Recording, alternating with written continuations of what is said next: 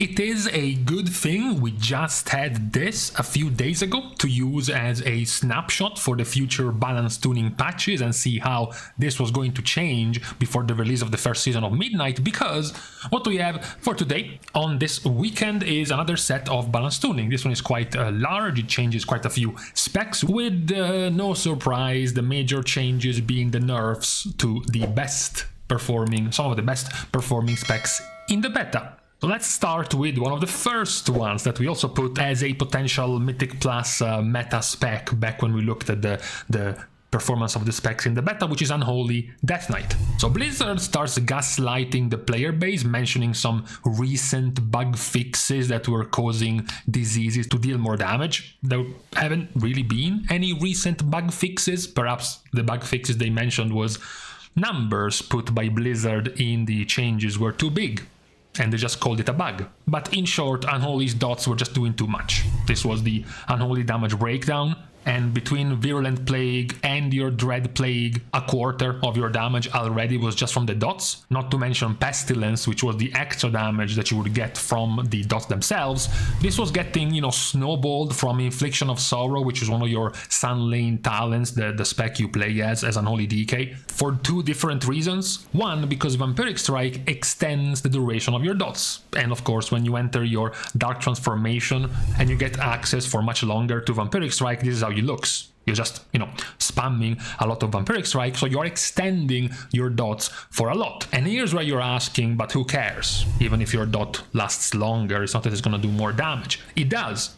Number one, because Infliction of Sorrow was extending the dots and also erupting them at 30% effectiveness. So already, the longer you were making the dot, the more 30% of it was worth, because 30% of a 5-second dot is much smaller than 30% of a 50-second dot.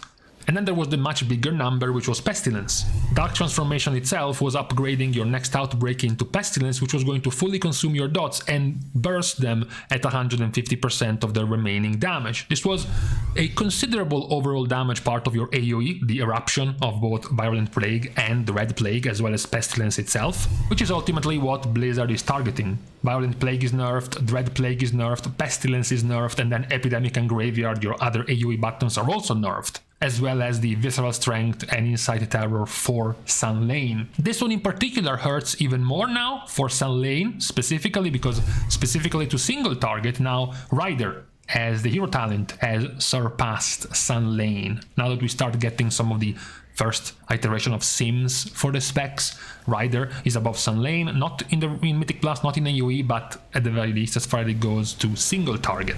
Now we don't have to talk nearly as much for specs like Devour or Havoc or even Feral or even Balance, because they get a small number.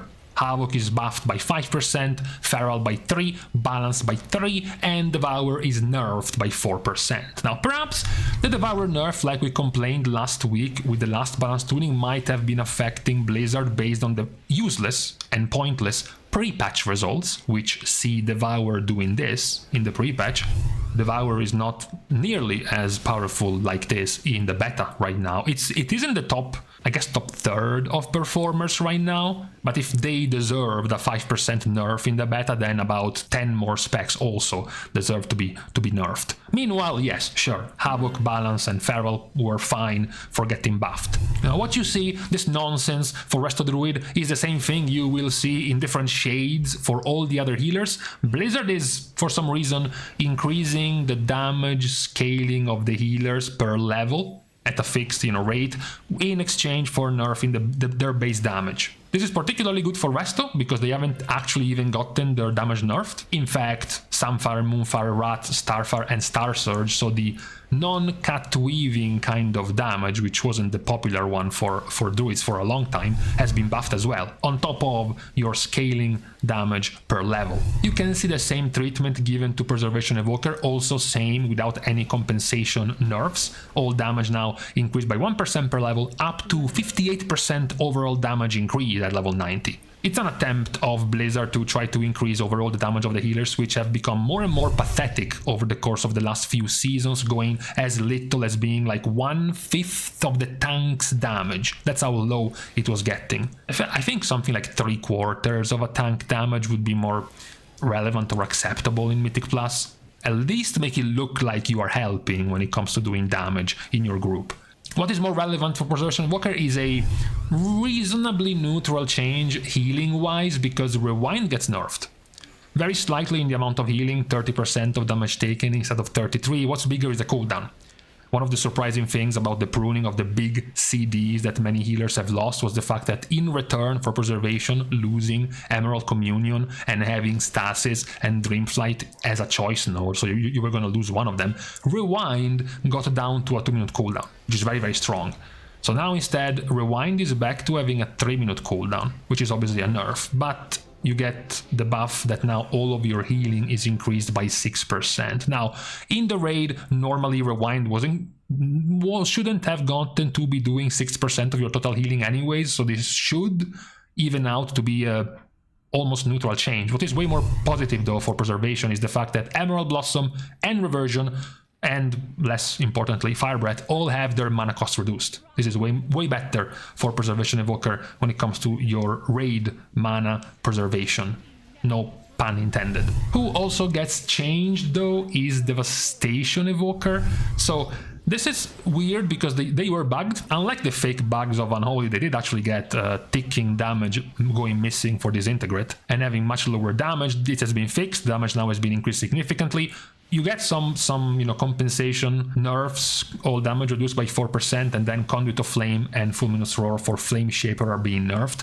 This has kicked some snowball effects where now Scale Commander will be your strongest option at all low number of targets. From like 4 targets and below, the ability of Scale Commander with Mass Disintegrate to not permanently but very often cleave multiple targets is better than Flame Shaper. Flame Shaper is still ahead, as you can see even from here, from the overall sims already existing for Devastation, ahead in larger target counts because of your Consume Flame that you put on the enemies with Fire Breath, and then you spam Pyre to burn the Fire Breath dot and explode it with Consume Flame, and then because you're spamming Pyre, you play with Feed the Flames, you get free casts of Firestorm, your damage overall is still higher in Mythic Plus, in AoE, in more targets, but for shorter targets, so basically for your raid meta outlook for now, Scale Commander has gotten ahead.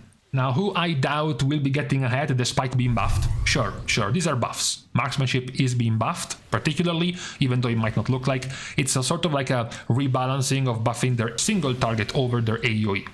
Marksmanship's AoE was okay in the beta. It wasn't one of the best ones by any stretches of the imagination, but it was okay. Their single target was awful. So you get trick shots for your AoE nerfed down to 60%. You get your Sentinel's Lunar Storm AoE damage, also getting damage reduction past 8 targets. However, what you do get, while True Shot does not give you as much CDR of aim shot as before, you still get the base focused aim to reduce the cooldown of aim shot for longer, 2 seconds instead of 1, which is much better, and lower cooldown on rapid fire. So in single target, when you're not going for trick shots and not splashing your damage of aim shot and rapid fire on multiple targets, the damage is increased, but not as much in AoE. In fact, in AoE, your damage is nerfed. Who is also getting nerfed by over 10%, this is like an 11, almost 12% damage nerf actually, is Survival. Survival is another one of the specs we were putting in a potential meta category when it came to Mythic Plus in the beta. Their AoE damage was good and they were also popular, and in fact we are living back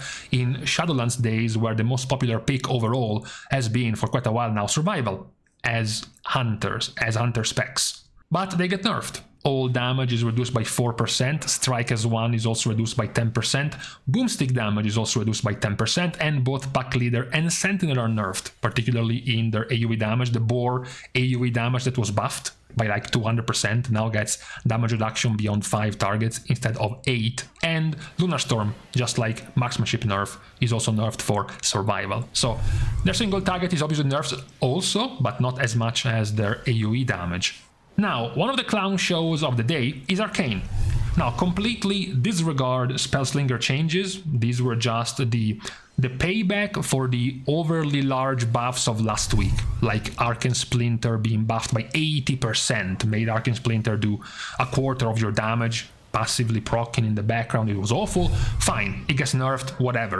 Spellslinger is still ahead right now of some Fury anyways, in both single target and AoE or cleave or whatever. Spellslinger is still stronger even with these nerfs. What matters more is what's on top of these changes. Arcane Pulse cast time reduced by half a second. Now, mages for a few months have been in this sort of cold war against Blizzard, against Arcane Pulse. So Arcane Pulse is the replacement of Arcane Explosion. It's supposed to be your AoE button over Arcane Blast. It's no different than Lightning Bolt and Chain Lightning. The only thing that did change and triggered Arcane Mages a lot is the fact that Arcane Explosion was instacast, and Arcane Pulse is not. It locks you in place, it's hard casted. Now, Blizzard did do their best to make Arcane Pulse and Arcane Blast practically the same, so they weren't going to be a burden in your talent choices, because practically all of the talents in your tree and all the effects in your tree and even hero talents benefit both of them at once. Like whenever one of them is buffed, the other is buffed as well. There's only a couple of options in your entire setup where you have an individual buff for only one of them. Consortium's Bauble for Arcane Blast only buffs Arcane Blast, and Reverberate for Arcane Pulse only buffs Arcane Pulse. That's the only basically decision you have to make. For all the other talents, the single target version and the AoE version are both buffed, but Arcane Mages did not like it anyways, because it was hard casted and they didn't want to hard cast it. However, with this half a second discount, we have a problem now. Well, the problem is that not only when it comes to AoE, now the Pulse version of your rotation is now the strongest one. So you would have to use this button now because of this half a second discount. Yes, of course, you can see from the numbers that even that version is now significantly smaller in number because Spellslinger was still nerfed. So you lost like 15% of your damage because of the nerf, but it still made the new Arcane Pulse, the buffed Arcane Pulse, the better option. What is even more problematic is the single target, because while, as you can see here, the Spellslinger single target nerf is still comfortably ahead of some Fury by quite a lot, the problem, rather, is this. The problem is that now, even in single target, Arcane Blast is losing to Arcane Pulse. So that's awkward right now for Arcane Mages. I'm assuming it's gonna get fixed, of course, shortly. This is obviously ridiculous and definitely not intended, and Blizzard messed up on this one. Now, talking about messing up, they haven't really messed up for Frost Mage. They are just rebalancing the numbers around. According to them, for some reason, they want to put more damage in the hero talents to make them easier to balance and lower the damage that Frost has in their base numbers. So all of your base numbers, Shatter, Blizzard, Frostbolt, Frozen Orb, and Winter's End, are also nerfed. Now you have both Frostfire and Spellslinger buffed. You have Shatter damage buffed for both Frostfire and Spellslinger. You have Frostfire Bolt also buffed for Frostfire. The Splintering Orbs and the Signature Spell on Spellslinger are also buffed. This nets out to be a very minor nerf for Frostfire, which was already the stronger one for Frost Mage, and practically a neutral change for Spellslinger. Now, Mistweaver gets nerfed, of course, so they do get the same treatment of the other healers in getting the damage buffed. The weird part about Mistweaver is that unlike the other healers we have seen, Blizzard didn't specify a cap in their damage increase per level. They just say 1% per level. So the assumption here is, okay, so we get to level 90, so we get 90% more damage. This would make sense because, as you can see, the damage reduction of their abilities is very large. It's 30% practically across all of their damage buttons. So it would make sense for their damage increase per level to be much larger also than the other healers, because they also get compensation nerfs that are much bigger than the other healers. Resto Druid got no compensation nerfs to their abilities, and neither did Preservation Evoker. So it is likely that their damage scaling per level would be higher for Mistweaver. The actual nerf for them, rather, is in Jadefar Teachings and Way of the Crane healing conversion, which were buffed before. And then Blizzard said, okay, maybe we buffed them too much, let's just bring it back. Not very positive, considering Mistweaver wasn't doing exceptionally well, so this is not too optimistic for the spec. Windwalker does get some also a switcheroo, which ends up being rather neutral, even though it does start quite poorly, because you read all damage decreased by 10%, followed up by Rising Sun Kick and a portion of Rising Sun Kick, Glory of the Dawn damage, all nerfed. So you go and look at their damage, and you have 10% damage plus Rising Sun Kick nerfed by like 35%. It looks pretty big. It doesn't look as big when you also read Fists of Fury damage increased by 40%. And it was already doing 30% of your damage. That's like a 12% buff right there, which practically nullifies those previous nerfs. It is a slightly positive damage buff for Windwalker. It doesn't actually, greatly change the performance of the spec of Windwalker so far in the beta results. It shouldn't, at least. We will see, because this will not live yet, but it is not a major set of changes. Now, dumb choice of the day number 2. We are stopping again, this time for Holy Paladin. It's a deja vu. We already got the dumb change of the week 3 weeks ago with the switcheroo back and forth with Crusader Strike for Holy Paladin, brought back and then removed. This one is even stupider, actually. It might not seem so, but it's actually even worse for your rotation. So they do get the same damage change treatment of the other healers. All damage is increased by 1% per level, up to 58% overall damage increase, with some compensation nerfs to your damage buttons. This is actually still a net positive, of course, in terms of damage done for Holy Paladin. They still actually have basically the highest, close to highest damage now of the healers. With these changes, what is stupider though is not the base nerf of Beacon of the Savior, your Apex talent, the absorb of the Apex talent being reduced, which hurts, but it's not as bad as the ones above them. Empyrean Legacy now casts Light of Dawn at 30% effectiveness instead of 125%. What seems to be the compensation is, but now Empyrean Legacy may stack up to 2 times. Now, this is awful, to stay in the theme of recent trailers, vaporizing the value of Judgment now as a Holy Paladin when it comes to healing. That's because Judgment is what procs Empyrean Legacy. Judgment is what you want to cast to crit with Judgment, so that you can get Empyrean Legacy, because you get to cast a much more powerful free Light of Dawn with your Word of Glory. Now, the fact that now the value of this goes from being 125% to 30 makes it awful. And this idea of allowing you to stack up this buff twice, so you're like, I'm gonna save it for when the big damage comes or for when I really need it, but at least I have 2 stacks now instead of 1. It's awful, because these stacks are consumed by what consumes Empyrean Legacy, which is Word of Glory. Word of Glory is your main spammable spender. It's your single target, all-purpose spot healing button. It's not something you sit on for like 30 seconds if you need to heal. Like you bank it in the back for when the situation gets tricky. You use it often, so allowing Empyrean Legacy to stack up 2, 3, 4, 5 times is not that relevant, because it gets consumed by Word of Glory. If it was consumed by Holy Light, then sure, let's make it stack up multiple times. But if it is consumed by something you use so often as Word of Glory, stacking it up doesn't matter, even less when the value now is down to 30%. So this now has put Judgment in a very tricky situation where their value when it comes to healing is very, very poor. Now you are practically not clicking, not pressing Judgment when you want to heal.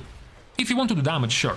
If you want to fill in some dead time with Judgment, do it. But practically now, this change is making Judgment unusable, not worth using at all when it comes to healing, which is very poor for Holy Paladin. Nothing too tragic to mention for Priests. Priests just get their damage conversion stuff. Damage for Discipline has been increased at the cost of Atonement Healing. This still nets up to be like a 3% Atonement Healing buff on top of the damage increase, as same for Holy Priest. Damage buff conversion for them as well. Asterisk, something worth mentioning, even though it's just a line finally. Void Form now increases damage done by 20% while active instead of 10% for Shadow. This has been something that was so stupid, you would have thought it was a bug fix that needed to be addressed by Blizzard like 3 months ago. Instead, stayed in the game for ages. This is because Void Form, once upon a time, used to transform you as a Shadow Priest and give you Void Bolt, your very core cooldown button that extended your dots on all targets. It is what allowed you to like pull, back in the days when it was meta, have like 20 mobs all dotted up constantly and for you to do tons of AoE damage. However, this is gone now. You no longer have Void Bolt. You have a shitty Void Volley on a much longer cooldown, which you get to press like 4 times per Void Form.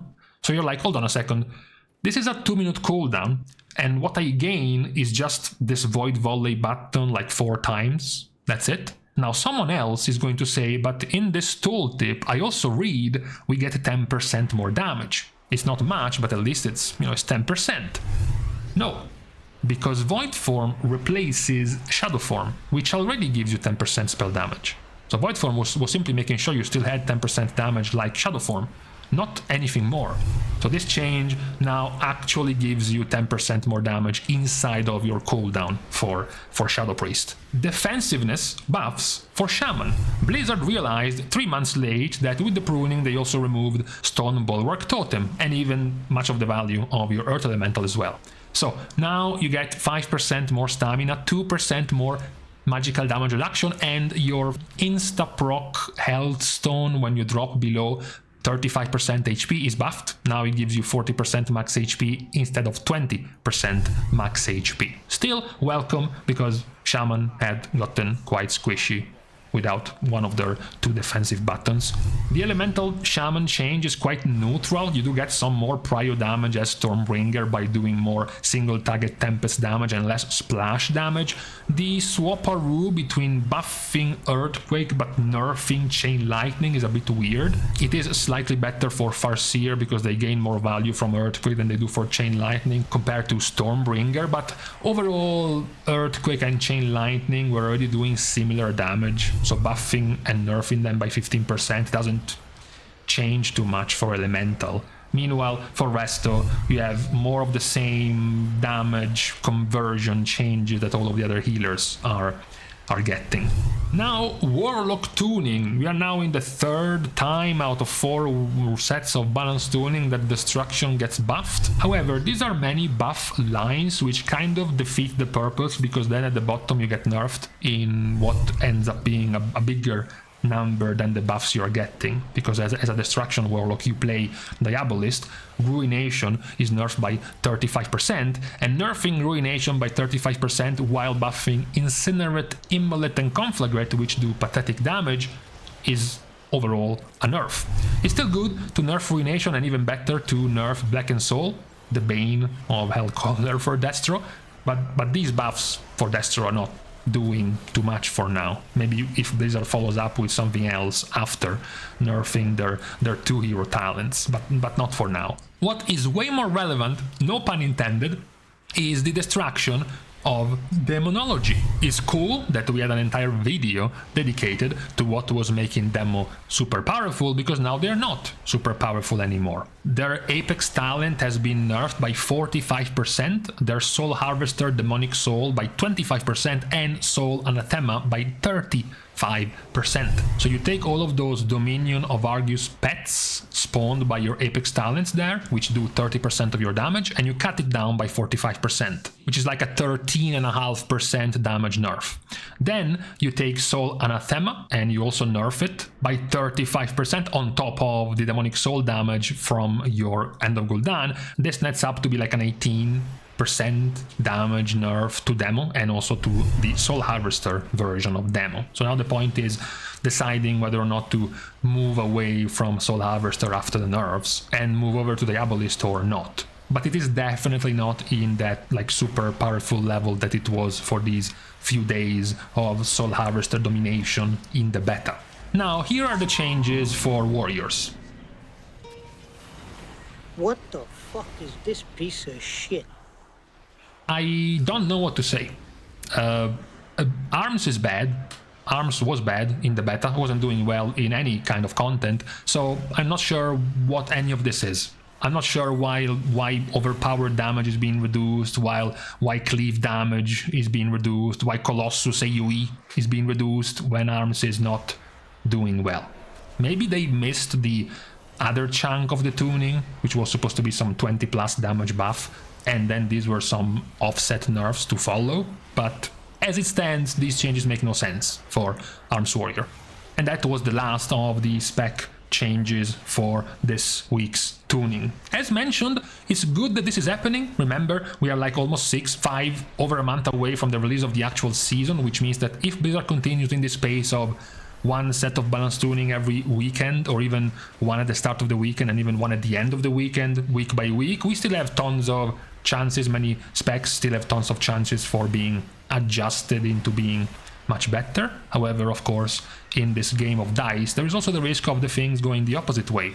You still have chances if you're good now, if you're content with your spec being strong in the beta now. Every week that goes by, you still have chances that Blizzard will inevitably nerf one of them, like it just happened, for example, for Demo or for Unholy. Maybe to the point where they will be too weak to be considered strong.